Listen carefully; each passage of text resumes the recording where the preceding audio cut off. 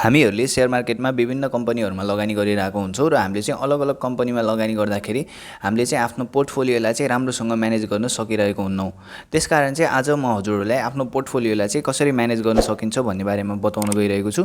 यो भिडियोमा मैले चाहिँ हजुरहरुलाई फ्रीमा पोर्टफोलियो म्यानेज गर्न सिकाउने छु। प्ले स्टोरमा अथवा एप स्टोरमा गएर हजुरहरुले शेयर हब भनेर सर्च गर्नु होला। सर्च गरिसकेपछि अब हजुरले यस्तो खालको एउटा एप पाउनुहुन्छ, share hub Nepal's free NEPSE stock app भनेर यो पाउनुहुन्छ। हजुरले चाहिँ यसलाई इन्स्टल गरेर ओपन गर्नु होला। यो एपमा चाहिँ हजुरहरुले मार्केटको डेटा र अरु थप जानकारीहरु पनि यहाँदेखि लिन सक्नुहुन्छ। अब यो एप चाहिँ यहाँ ओपन भइसकेको छ। अब यहाँ चाहिँ हजुरहरुले मार्केटको डेटाहरु हेर्न सक्नुहुन्छ।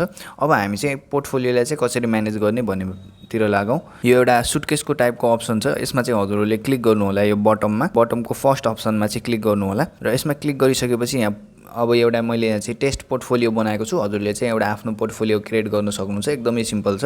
अब पोर्टफोलियो क्रिएट गरिसकेपछि यसमा कुनै पनि स्टकहरु छैन। अब म यहाँ चाहिँ एउटा स्टक एड गर्छु।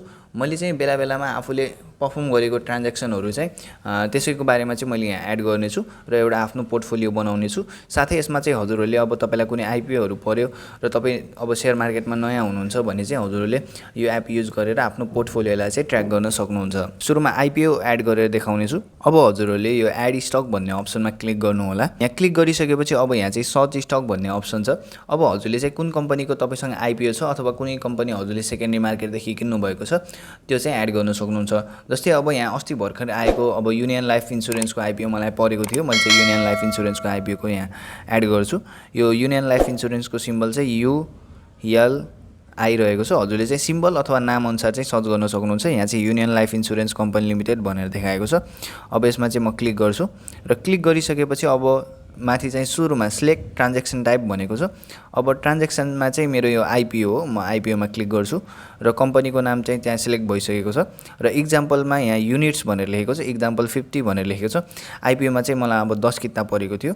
अब मैले चाहिँ यहाँ 10 किता राख्छु र कतिमा किनेको आईपीओ चाहिँ 100 रुपैयाँमा र अब यति गरिसकेपछि एड ट्रान्ज्याक्सनमा क्लिक गर्नु होला। यति गरिसकेपछि अब यहाँ चाहिँ मेरो पोर्टफोलियोमा चाहिँ केही देखाउँदैछ र अब फेरि म अब हजुरलाई चाहिँ अरु मैले सेकेन्डरी मार्केटदेखि किनेको कसरी एड गर्ने भनेर देखाउँछु। अब म यहाँ चाहिँ छिमेक लघु वित्त मैले यहाँ चाहिँ एड गर्छु। मैले चाहिँ सेकेन्डरी मार्केटमा पहिले नै किनेको थिएँ। अब यो चाहिँ म एड गर्छु र यहाँ चाहिँ छिमेक लघु वित्त CBBL भनेर मैले यहाँ सर्च गरिसकेको छु। यसमा चाहिँ म क्लिक गर्छु र यहाँ चाहिँ ट्रान्ज्याक्सन टाइपमा चाहिँ मैले अब यहाँ सेकेन्डरी बाई यो सेकेन्डरी मार्केटदेखि किनेको त्यसकारण चाहिँ अब सेकेन्डरी बाई भन्ने अप्सनमा म यहाँ क्लिक गर्छु। क्लिक गरिसकेपछि मसँग चाहिँ जम्मा 30 किता मात्र मैले किनेको थिएँ र प्राइस चाहिँ मैले 1580 रुपैयाँमा मैले किनेको थिएँ र म यसलाई चाहिँ एड ट्रान्ज्याक्सनमा क्लिक गर्छु। यहाँ सबै हेर्न सक्नुहुन्छ मैले कति रुपैयाँ इन्भेस्ट गरेको छु। सबै यहाँ चाहिँ डीपी चार्जहरु, ब्रोकर कमिसन सबै यहाँ देखाएको छ र म यहाँ चाहिँ एडमा क्लिक गरिदिन्छु। अब फेरि मलाई चाहिँ एउटा नेपाल लाइफ इन्स्योरेन्सको मैले बोनस पनि पाएको थिएँ र त्यो पनि म एड गरेर देखाउँछु बोनसलाई चाहिँ कसरी एड गर्ने भनेर। यहाँ चाहिँ मैले नेपाल लाइफ इन्स्योरेन्स एनालाइसी भनेर सर्च गरेको छु र यसमा चाहिँ म क्लिक गर्छु। क्लिक गरिसकेपछि यो चाहिँ मैले बोनस पाएको हो र यहाँ चाहिँ मैले बोनसमा क्लिक गर्छु।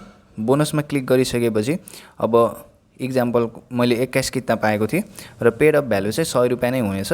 त्यसकारण चाहिँ तपाईले 100 रुपैयाँ नै एड त्यतिकै छोड्दिनु होला र एड ट्रान्ज्याक्सनमा क्लिक गर्नु होला।